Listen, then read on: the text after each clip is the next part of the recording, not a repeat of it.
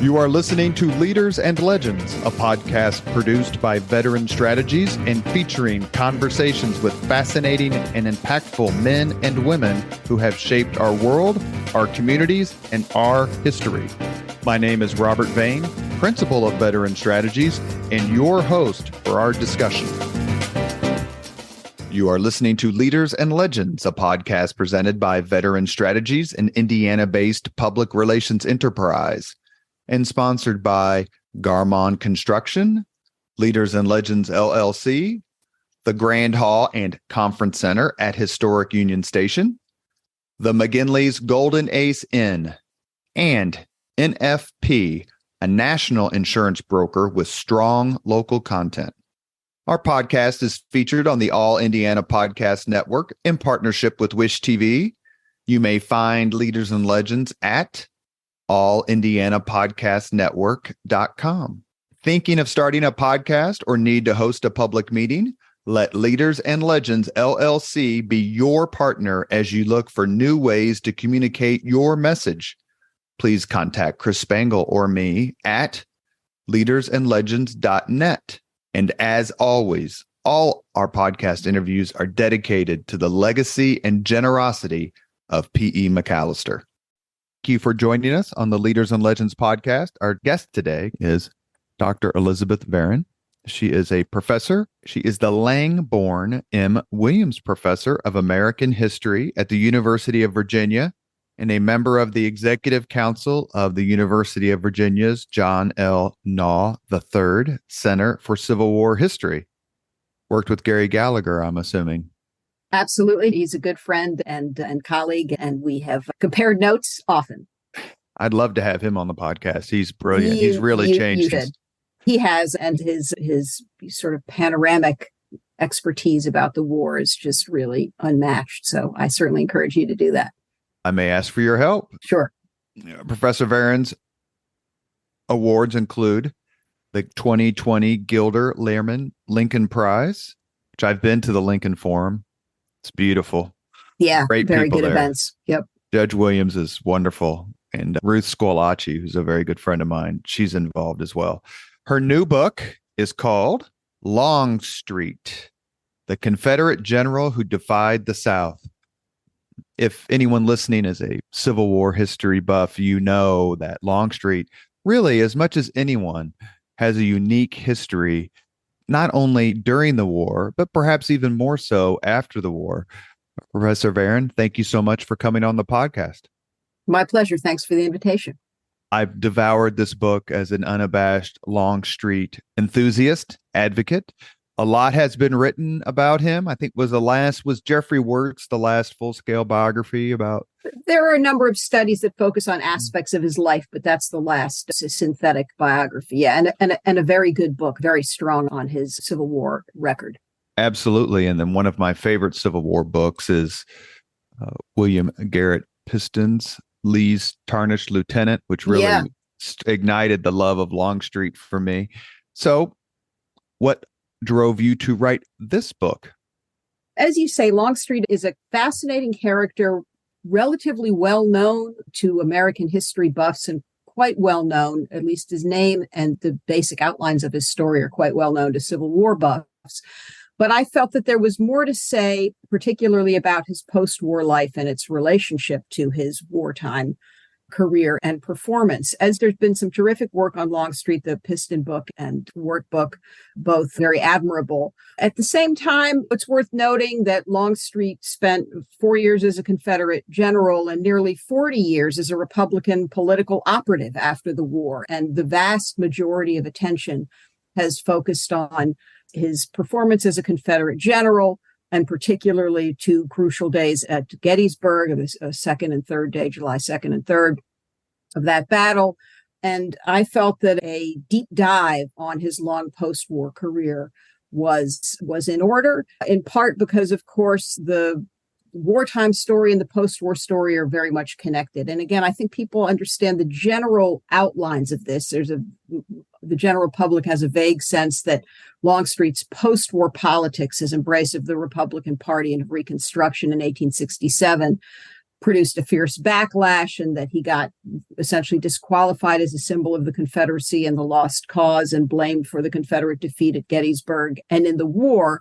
But I wanted to tell that story in detail. And part of what motivated me is a sense that we had missed some opportunities in the Longstreet scholarship, Longstreet studies, if you will.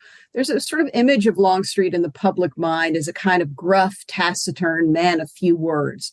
But in fact, this was an incredibly voluble, prolific man who left a kind of vast body of work, if you will, in the form of this 690-page memoir that he published, countless essays in magazines like Century Magazine, and countless interviews.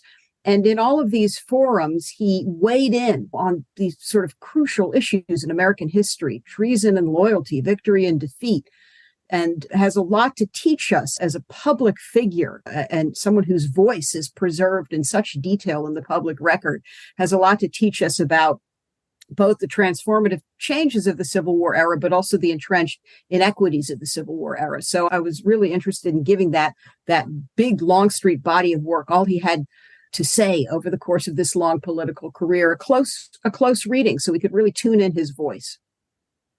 As someone who is a Republican political operative, I'm always happy to read about other Republican political operatives. I actually have been on a spate of reading about Lyndon Johnson, which is the opposite of the other.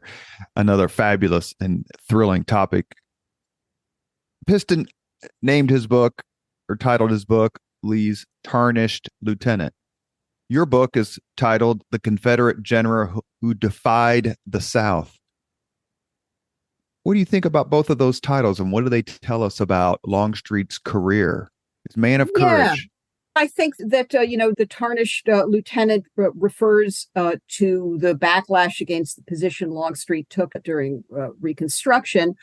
And Piston is very strong on you mentioned this in our little pre-interview conversation, very strong on the sources of that backlash, Pendleton and Early and others, and what they had to say and the way Longstreet defended himself against his critics.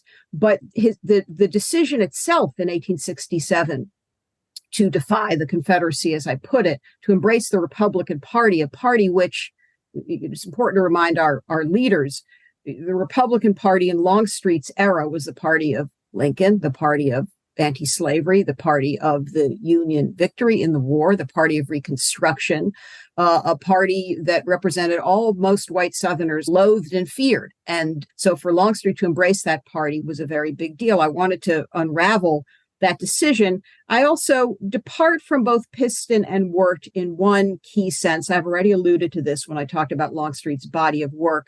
I think Wirt and Piston and most everyone who's written about Longstreet have portrayed him as a rather inept politician, someone who got out over his skis once he embraced Reconstruction. He misrepresented his own wishes. He let himself be painted as more radical than he was. He then proved inept, according to these authors, at defending his wartime record. His own defenses were full of contradictions and misstatements and so on. And I don't quite accept that. I show in my book that Longstreet was quite a deft politician who formed a wide range of alliances, surprising alliances in the post-war period, and who did succeed to a surprising degree in rehabilitating his reputation and refashioning himself in the sort of last phase of his life as a kind of symbol of sectional reunion. That rehabilitation was never a full rehabilitation because the sort of Early and Pendleton types and those who carried on their anti-Longstreet crusade were always part of the picture.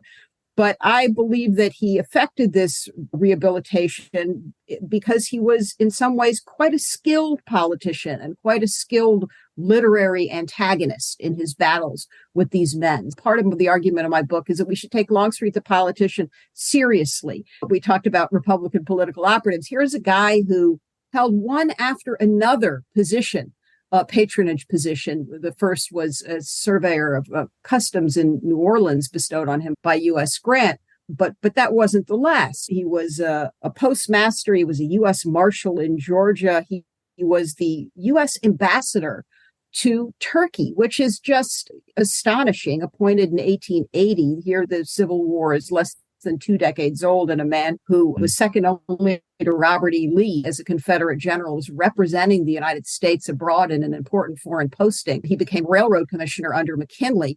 So again, another part of my argument is that Longstreet was a deeply committed Republican operative who kept doubling down rather than backing away from that commitment he made in 1867. And his very long career is a reflection of that deep commitment. So the image of him as someone who was inept and somehow allowed himself to be misrepresented, was never very good at defending himself, I think is a sort of misapprehension. Longstreet has entered the public and the historical record, public consciousness as a soldier. He was a graduate of West Point, became, I think he and Grant and Ulysses S. Grant became friends back then, ended up marrying, I believe, each other's cousins, I should say, and then served in the Mexican War, was not part of the quote unquote Virginia cult, if that's the right word to use, as opposed to the Virginia dynasty, which is a whole nother group of people a few decades earlier. He served, and I'm trying to get through this because we could do 10 podcasts on the third day at Gettysburg, and I don't want to necessarily do that. And he was at the first battle, the Battle of Manassas, and eventually rose to become a lieutenant general, serving under Robert E. Lee. He commanded the First Corps, which is interesting because, and I want to ask you a quick question about this, the commander of the Second Corps was Stonewall Jackson. Yet Jackson was ranked behind Longstreet. Right. But Jackson, either through some of his exploits and certainly his martyrdom, was seen as the beau ideal of a Confederate general for the cause. And here's Longstreet, who just seems to get hit with opprobrium after opprobrium. What was? Yeah, so you're really onto something there, right? So there is a sense in the public mind that Lee's right-hand man was Stonewall Jackson. It was Longstreet who was second to Lee from start to finish. And Longstreet, who considered himself Lee's right-hand man, as his war horse, quote unquote, as Lee put it. As you described very nicely and succinctly, there's a kind of first phase of Longstreet's life, a sort of dramatic arc. He's raised in the Deep South. His uncle is a very influential pro-slavery ideologue. So Longstreet is steeped in a sort of Southern states' rights, a secessionist, pro-slavery mentality from the time he's a young man. He goes off to West Point, befriends U.S. Grant. That's going to be a very important part of his story down the line. He serves with distinction in the Mexican War. He embraces secession. Some Confederate generals were reluctant Confederates. They got on board only after secession was a fait accompli. But as Jeffrey Wirt has noted very rightly in his biography and sleuthed this out, Longstreet embraces secession and offers his services to the Confederacy early in the game. He's not at all reluctant. He, as you say, commands the First Corps. He performs well in the Civil War for Lee and the Confederates at the 7 Days, at Second Manassas, at Antietam, at Fredericksburg. And the lesson he derives essentially from those battles is that it's advantageous to fight on the defensive, on ground you have chosen and from which you can launch powerful counterattacks. So he is on the eve of Gettysburg, feels pretty secure in this reputation as Lee's right-hand man and the second most important Confederate general, second only to Lee. And Fredericksburg is the battle in December of 62, where the Union Army of the Potomac just hurls itself against the Army of Northern Virginia. And that seems to be, to me, where the light bulb popped on for Longstreet is, look, let's just find a great defensive position, let them hurl themselves against us. And it doesn't matter if we do it in Pennsylvania or Virginia or Maryland, and then we'll have the opportunity to counterattack. He was not at the Battle of Chancellorsville, where Thomas Stonewall Jackson lost his life, but he was famously or infamously for the rest of his life at the Battle of Gettysburg. That seems to me to be the genesis of the anti-Longstreet faction, because if only the Confederates had won that battle, they would have won the war. I personally think Gettysburg is an overrated battle. Lightning, Mhm. please don't strike. Yeah, But yeah, please yeah. talk Right. to us about Longstreet at Gettysburg and what happened there regarding him, because we're going to get back to it the longer our conversation goes. Yeah. So Longstreet, famously or infamously, as you put it, believes that the plan that Lee proposes at the end of the first day of Gettysburg to attack the offensive the following morning, attacking a strong federal position on the high ground at Cemetery Ridge. He believes that this is a problematic plan. Longstreet proposes to Lee that the Confederates dislodge from their own position on the low ground and maneuver around the federal left wing, essentially to find some better ground, high ground of their own choosing, to invite a federal attack that will, as you very rightly put it, echo Fredericksburg, an advantageous defensive position. And Lee rejects this plan. And the attack on the following day is bedeviled by all kinds of problems. It's delayed in its onset, and those delays became the subject of much speculation. Had Longstreet, who was disappointed that Lee rejected his advice, had Longstreet been willfully disobedient to Lee and lacking enthusiasm, being ambivalent about that attack, essentially undermined Lee's plan. Now, this spiraled, for reasons we'll discuss as we get to the post-war period, into a debate about whether Longstreet deserved all the blame for the loss at Gettysburg and all the blame for the Confederacy's loss in the Civil War. And I would argue that, yes, Longstreet felt the plan was an ill-considered one. Much of the debate turned on whether Lee and he had some kind of pact or agreement that they would fight on the tactical defensive in Pennsylvania. And Longstreet believed they did, and most everybody, including Lee, believes that they didn't. The point is that Longstreet felt that it was uncharacteristic of Lee not to heed his counsel, because Lee did consider him his right-hand man. So Longstreet was thrown off by that. There are many reasons the attack on the second day failed, and indeed many reasons why the Confederates lost the battle. And students of the battle know that Jeb Stuart and Ewell and A.P. Hill and others deserve, and Lee included, deserve blame. But in retrospect, Longstreet's critics would argue that he was willfully disobedient on that second day. Now, I would argue, and some military historians who believe that the charges against Longstreet for military mishandling of his responsibilities are trumped up, would argue that even Longstreet's moves on the second day, the delays, were undertaken in order, as he saw it, both to act in deference to Lee and to maximize the chances of Confederate success, waiting for Law's brigade, taking a roundabout route to the front to avoid detection by the Federals, rejecting Hood's request for a flank attack. Longstreet felt like that all these things were authorized by Lee. And in his own accounts of the second day, what he emphasizes is his deference to Lee, not disobedience. So there's a big gap between the image of him as disobedient and his self-image as ultimately having deferred to Lee. Now, it's important to note that while he had reservations about the plan on the second day, he was really opposed to and fatalistic about the plan for the third day, Pickett's charge. That plan, he felt, was just doomed to failure because the Confederate forces, which he commanded, simply weren't large enough to overcome the federal position there. So he's really very discouraged by the events of the third day and disappointed by them. That said, it's important for us to note as we pivot to the sort of the end of the war and Appomattox and the post-war period, that at the end of this battle in Gettysburg, and you alluded to this idea of Gettysburg, it's a huge turning point. That's a little bit retroactive and anachronistic sort of way of thinking about it.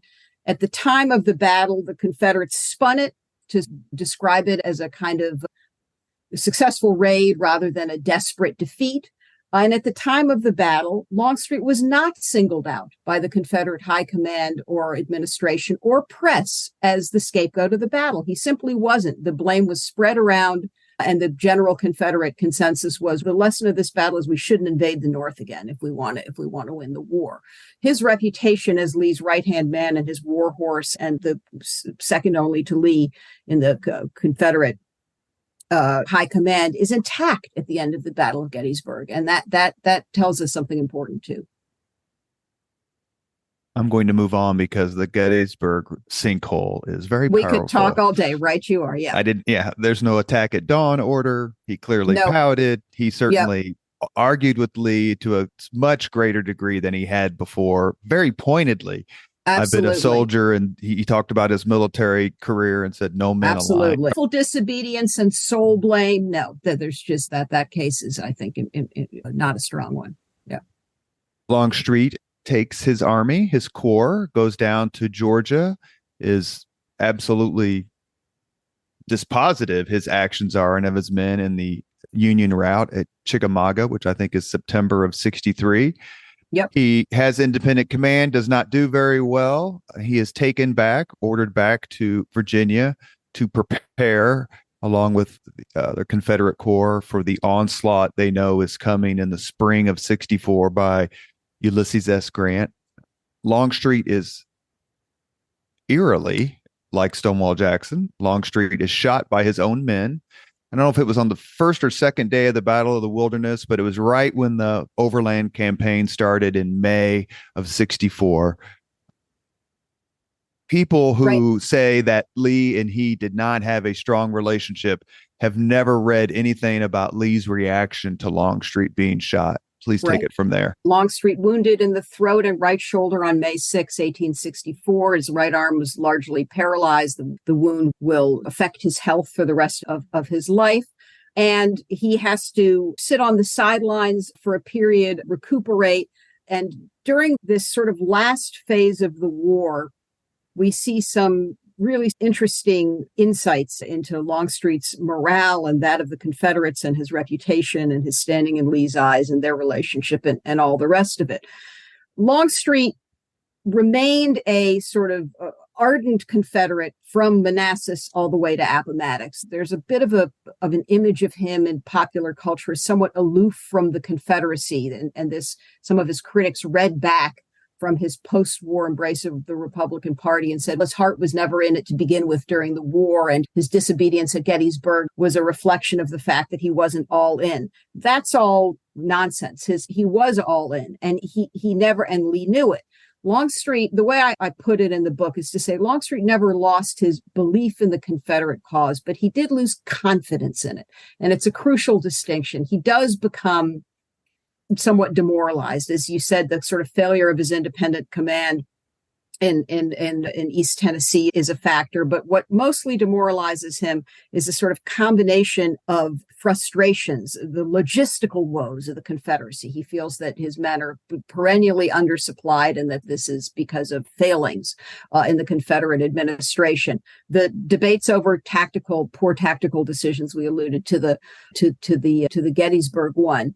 The sort of failing, as he puts it in his memoir, looking back on this period, the failing of hubris or arrogance. Longstreet believes that the Confederates again and again underestimate the Yankees, and particularly underestimate Grant. And we see Longstreet really begin to brood about Confederate arrogance. And Longstreet says it's wrong in war to, quote unquote, despise your enemy, meaning don't underestimate them.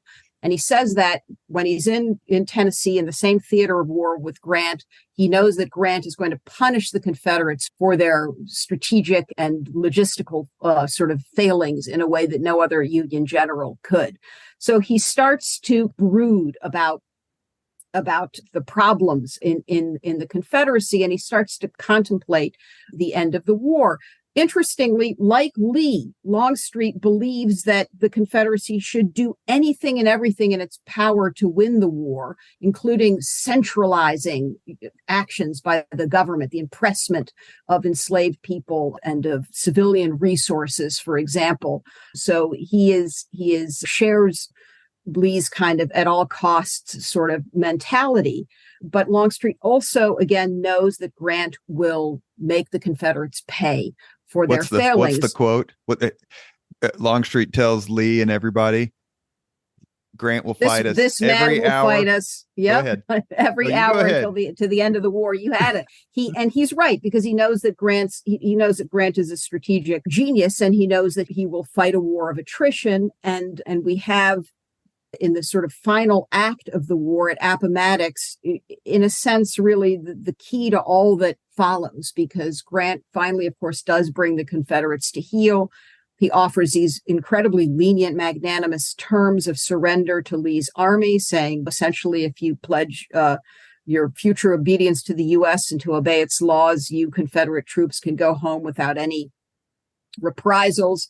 Grant, as I've explained in a different book, a book on Appomattox itself, really intended for these lenient terms to affect the repentance of the Confederates, their contrition, to change hearts and minds, as we might put it when we talk about warfare, as we do when we talk about modern warfare. But of course, what Grant finds is that Confederates overwhelmingly are not repentant and not contrite, but Longstreet, this is the sort of beginning of his defiance, if you will. Longstreet really takes Grant's terms to heart and interprets them in the way Grant intended. That is to say, Grant's magnanimity means Confederates must yield. And there's certainly at a time when most of the Confederate leaders expected to be tried for treason and hanged, there was certainly a sense, and a lot of it was driven by the radical Republicans, that vengeance should be our portion. Instead, with Lincoln and Grant, it was almost the opposite. And the other thing, and I think you talked about this in your book, that I thought was very interesting, was how the lost cause myth, since we're still talking about the war, and then we'll jump ahead, of we weren't defeated on the battlefield and it was just overwhelming numbers by the barbarian Northerners. That Longstreet didn't cotton to that. That he's, I don't know what.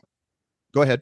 Yeah, that's exactly right. He felt that the Union victory was a victory of skill and prowess, and that it reflected the strength and indeed, as he came to believe, really the superiority of Northern free labor society, of Northern industry, of Northern resources. Again, in the eyes of Northerners, their superior numbers and resources were a sign of the superiority of a free labor society over a slave labor society. And Longstreet essentially took that position too, came really to embrace it. Essentially, the lost cause view, as you've just alluded to and expressed in Lee's famous farewell address at Appomattox, was that the Union victory was a victory only of might over right. Whereas Longstreet really believed, and then would sort of stake this claim, that the Union victory was a moral victory as well as a military victory, and that enjoined upon the defeated some effort to yield and comply and change. And we had Michael Burlingame on the Leaders and Legends podcast who talked about a lot of that in terms of the moral force behind the Union victory. And Longstreet, to your point, as you just made so well, is he accepted it and said, we got whipped on the field and the victors get to decide what happens. And so now all we can do is just make the best of it. And that's what I'm going to do, because I got a family and a wife and everyone to feed, and I need to go on with my life. I was only in his 40s, I think, when the war ended, maybe. And I want to ask very quickly, is that something where he embraced the defeat, or accepted it is a better term? Yeah. Embraced the new opportunity that was presented. How different and how sui generis was that his action of him compared to all these other high-ranking Confederate soldiers? Yeah, so the question high-ranking is key here in answering this.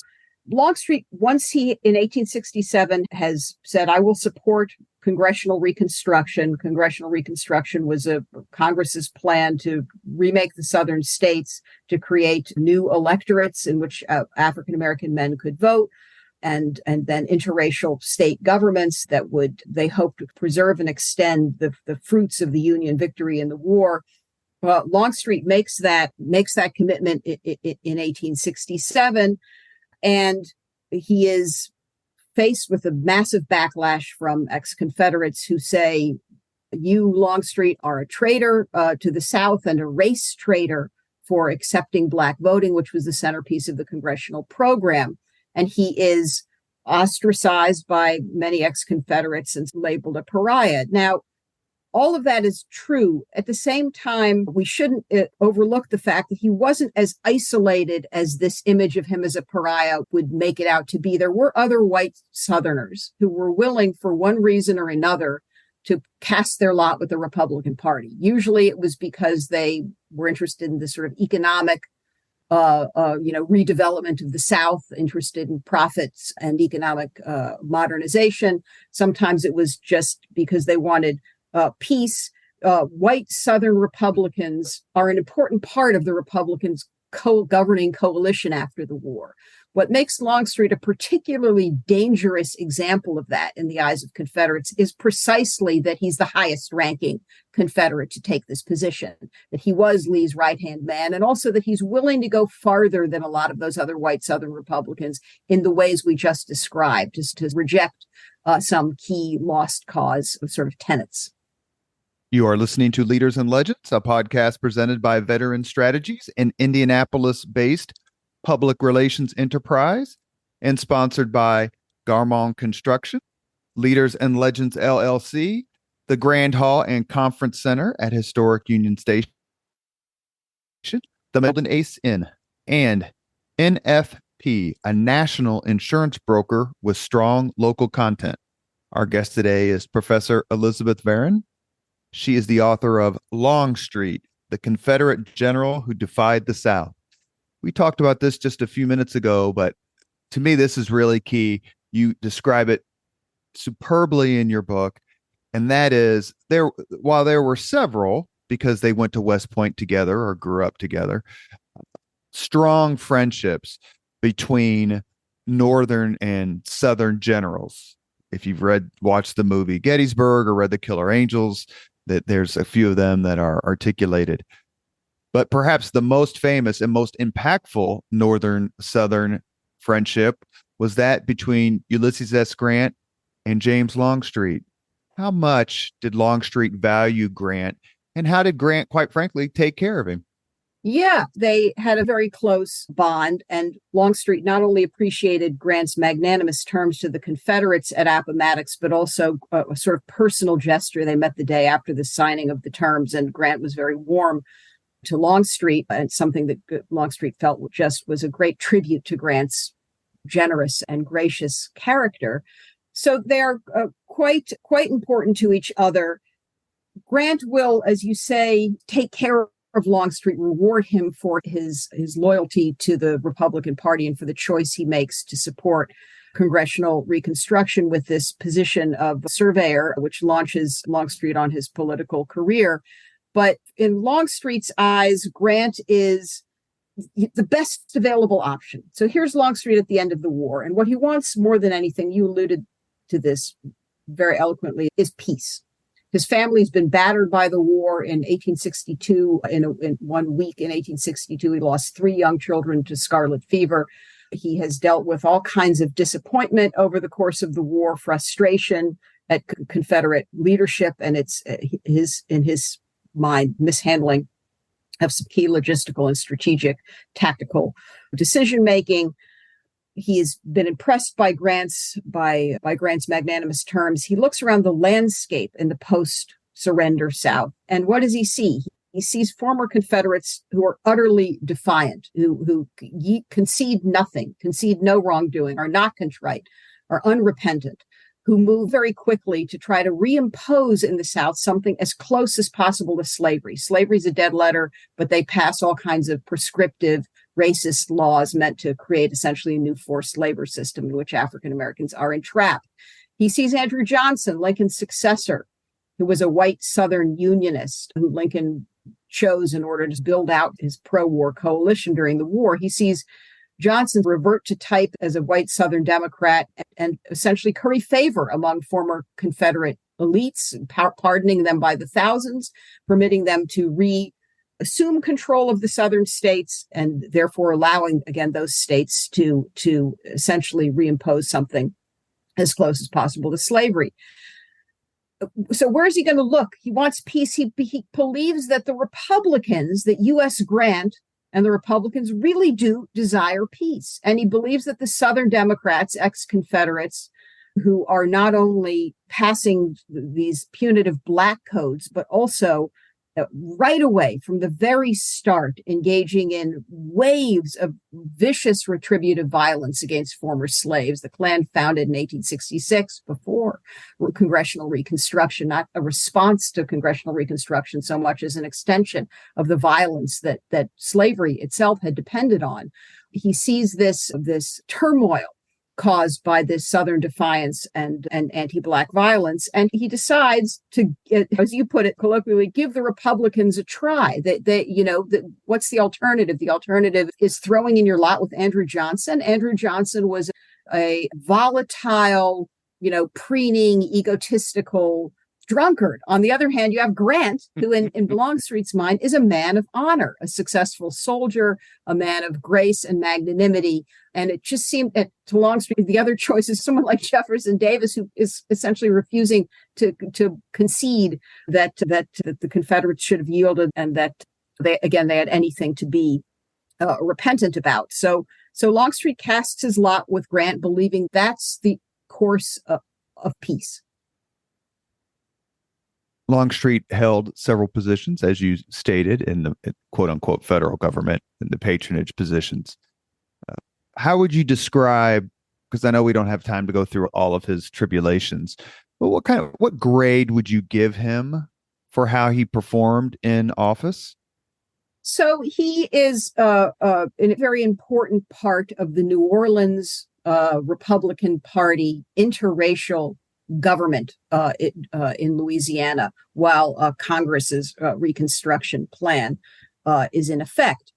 And he does a number of very surprising things in that role, which sort of belie the idea that he had, made a mistaken or half-hearted commitment to the Republican Party. He's really all in on the Republicans' agenda of interracial governance during this time in New Orleans.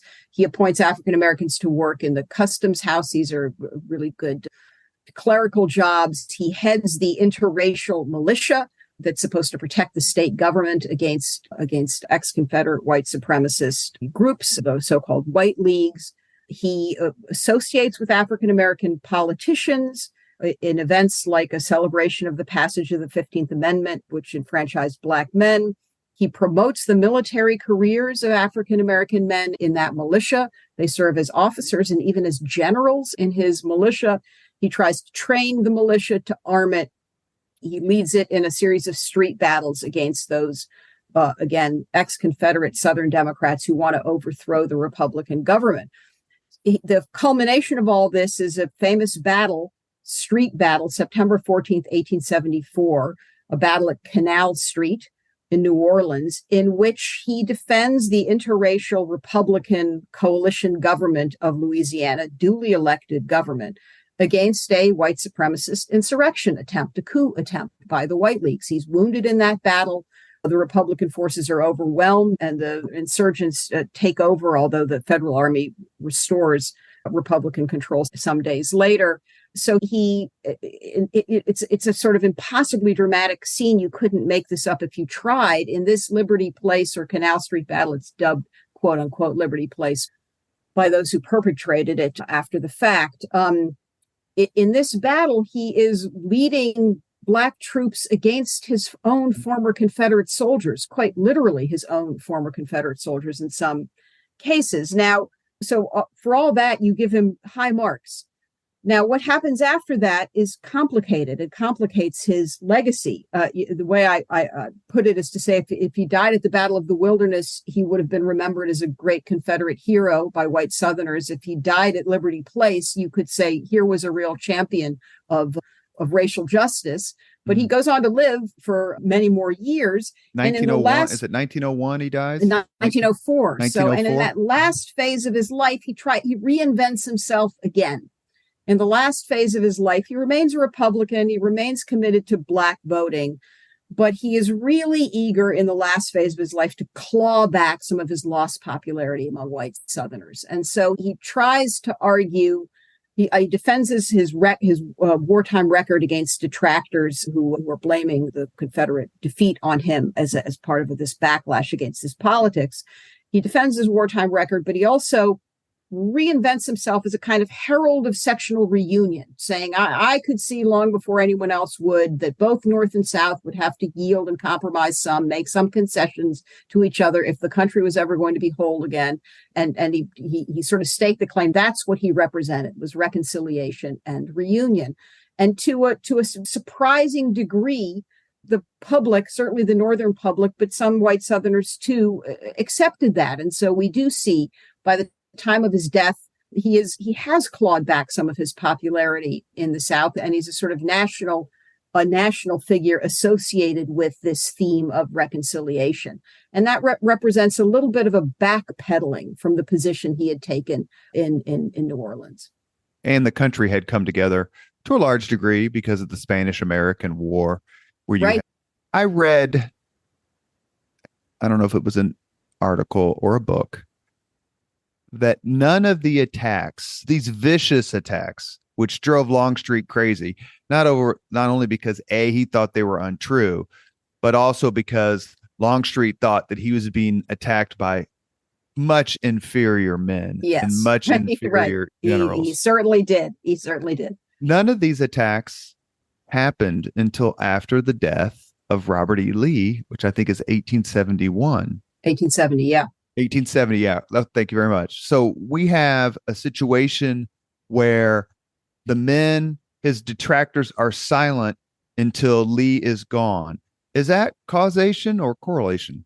It's more a correlation. And it's true that Lee himself didn't go after Longstreet in public after the war, but Lee also very pointedly refused to support Longstreet. As Longstreet is considering publishing the letters in which he announces his support for Reconstruction, he reaches out to Lee and says, in effect, hey, it would be really great if you back me on this. Think of the good we could do. And Lee rejects that. Lee thought Grant's election was a travesty and a disaster for America. So they really part ways on the subject of Grant and the peace and Reconstruction. Lee was not on Longstreet's side at all in any of those respects. That said, it is after the death of Lee, but the key causation is that the attacks on Longstreet, 1872, 1873 by Early and Pendleton, come at the peak of Longstreet's power as a Republican operative in New Orleans. That's what drives these men crazy. And Longstreet, it's a very important part of this story that I tell in some detail in the book, that Longstreet was really shaped by the unique environment in New Orleans, where you had a very politically active Afro-Creole class, Black men with Spanish and French roots in the region, some of whom had served as commissioned officers for the Union Army during the Civil War, who were very politically bold and assertive. And Longstreet really came to respect many of these men like PBS Pinchback. And the fact that he was willing to ally with men like Pinchback, to promote them, to defend them, to socialize with them, his detractors really fastened on that radicalism as they saw it. And the timing of their attacks is very much keyed to Longstreet's prominence in New Orleans politics. How much, let me ask it a different way, please, is the fact that Longstreet was not part of the Virginia cult? Lee, Jackson, I don't know, I can't remember Beauregard, but Johnston, Joseph E. Johnston, there's so many of them. So many prominent Confederates were from Virginia, born or raised or went to school there. I've read in other scholarship that was something that was used against Longstreet. Is that fair or overrated? It's a factor, but I wouldn't overplay it, because the Virginians had no problem with someone like John Brown Gordon, who was not a Virginian, who was a Georgian, but he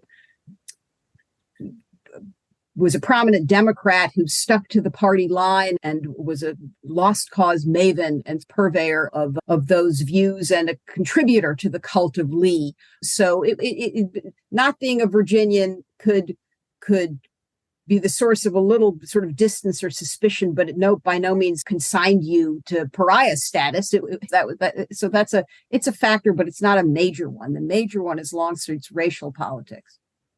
We talked about, and you detailed eloquently, the fight of Longstreet after the war, after he became a Republican, towards his death, to rehabilitate himself, if that's the right term, to reintroduce himself, save his reputation. Astonishingly, he had help and he had help from his second wife, who Yeah. I've gotten two dates wrong. I'm gonna try to get a third one. Longstreet's second wife, Helen, I think that's correct. Helen Dorsch She, Longstreet. she lived till 1962. Yeah, that is just absolutely stunning. That's right. He marries a woman who's 40 odd years younger than he is in 1897. And it's a strange kind of partnership, but a partnership it is. She was a journalist and a sort of politico in her own right. And she wrote a book right after his death that sought to vindicate him and defend him against the sort of Lee worshippers and the sort of Virginia detractors of Longstreet. And somebody ought to write this book. This was beyond the scope of my book, but I hope someone will come along and write a Helen Dorsch Longstreet biography, because she has her own kind of unbelievable political conversion during the World War II era. At the time that they marry, she's fairly steeped in certain elements of the lost cause. She's not particularly sympathetic to African Americans, doesn't really share Longstreet's racial politics, is a sort of a person who's inclined to glorify the Confederacy and could defend it post facto, and is very admiring of Longstreet's record as a Confederate general, and seeks to vindicate him against those Confederates who charged that he was not a great military leader. But around the time of the Second World War, she embraces the civil rights movement. I myself didn't get to the bottom of that story, but I hope someone will explain her own journey, which is fascinating. So he marries someone who, it turns out, is a maverick in her own right, which is just fascinating. If you could conjure old Pete and ask him one question, which question would you ask him? I really would ask him to explain his relationship to the Republican Party, and not just at the moment of his embrace of it, but to assess what the party stood for and what it achieved. Maybe that's the best way to put it. What did the Republican Party stand for, and what did it achieve in your mind? And I say that because I said he was prolific and voluble. He kept writing and publishing stuff right up until he died. And evidently he wrote a manuscript about the history of the Republican Party that he tried to pitch to publishers. There's no surviving record of it. But when I learned that, I was like, oh, what I wouldn't do to read that, to read that manuscript. We can, again, he's a political maverick. He defies expectations. It's always difficult for historians to explain why people depart from what's expected. I've explained it as best I can, but I would love to hear in his own words what he thought that party during this period stood for and achieved. There are really intense debates in the present day about the history of the Republican Party and how committed it was to reform and to abolitionism and all the rest. And I would just love to hear him weigh in on this, in part because, as I've said, he was a quite informed and savvy politico, and I think he'd have really interesting things to tell us. Perhaps Twitter would not be his friend like other folks we may have heard of. We have reached the point in the Leaders and Legends podcast where we ask the same 5 questions of all of our guests. Professor Varon, are you ready? I think so. I wish I'd listened to some previous episodes and knew it was coming. But these are far easier than any of the questions you asked in your class. All right, sure thing. What was your first job? My first job was working at a movie theater in Fairfax, Virginia, where I grew up, selling popcorn and so on. And I learned that when people really want their popcorn, sometimes they're a little testy and not that nice. So that was an interesting experience, and it finished me with popcorn for the rest of my life. Fairfax is a beautiful town. Yeah. Number 2, what was your first concert? My first concert, that's a great question. First ever. Probably John Denver or something like that. I'm nearly 60 years old, and the first concert would have been one my parents were willing to take me to. And so it was probably John Denver. Number three, this is a little tougher perhaps. Number three, if you could suggest any book for someone to read, which book would you recommend? This is not a very creative answer, but I would say James McPherson's Battle Cry of Freedom. I think it's still the best single book on the Civil War, and the way that he integrates the military and political and intellectual history so that you understand not only what's happening on the battlefield, but the ideas that were at stake, I think is really admirable. Not The Age of Eisenhower? That's a good one. Yeah, you'll have to talk to my husband at some point. But yeah, that's a good one too. But I would say McPherson. I hope people are still reading his book in as great numbers as they have in the past.